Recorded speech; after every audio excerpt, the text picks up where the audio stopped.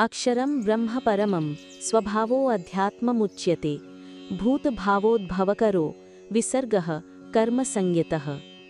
अर्थात श्री भगवान ने कहा, परम अविनाशी तत्व ब्रह्म है। जीव का अपना स्वरूप यानी आत्मा अध्यात्म कहलाता है और प्राणियों के भौतिक शरीरों की उत्पत्ति और विकास करने वाला विसर्ग यानी त्यागपूर्ण कर्म कर्म कहलाता है। कृष्ण यहाँ अर्जुन के पहले 3 प्रश्नों का संक्षिप्त और सार गर्भित उत्तर देते हैं। 1. ब्रह्म क्या है? अक्षरम ब्रह्म परमम। अक्षरम अर्थात अविनाशी या जिसका कभी क्षय न हो। परमम अर्थात सर्वोच्च। कृष्ण कहते हैं कि सर्वोच्च अविनाशी तत्व ही ब्रह्म है। गीता के संदर्भ में ये प्रायः जीवात्मा को संदर्भित करता है जो अविनाशी और आध्यात्मिक है, लेकिन कभी कभी ये निराकार ब्रह्म को भी संदर्भित करता है। 2. अध्यात्म क्या है? स्वभावो अध्यात्मम् उच्यते। स्वभावः अर्थात अपना स्वरूप या अपना भाव।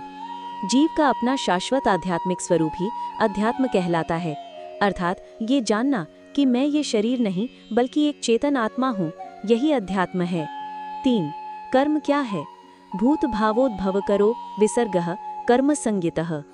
भूत भावोद्भवकरः प्राणियों यानी भूत के भौतिक शरीरों की उत्पत्ति और विकास करने वाली क्रिया। विसर्गः यानी त्याग या सृजन की क्रिया। यहाँ कर्म का विशेष अर्थ है। ये वे क्रियाएं हैं जिनके द्वारा जीव अपने लिए भौतिक शरीर का निर्माण करते हैं और इस संसार में अपनी संतति को बढ़ाते हैं।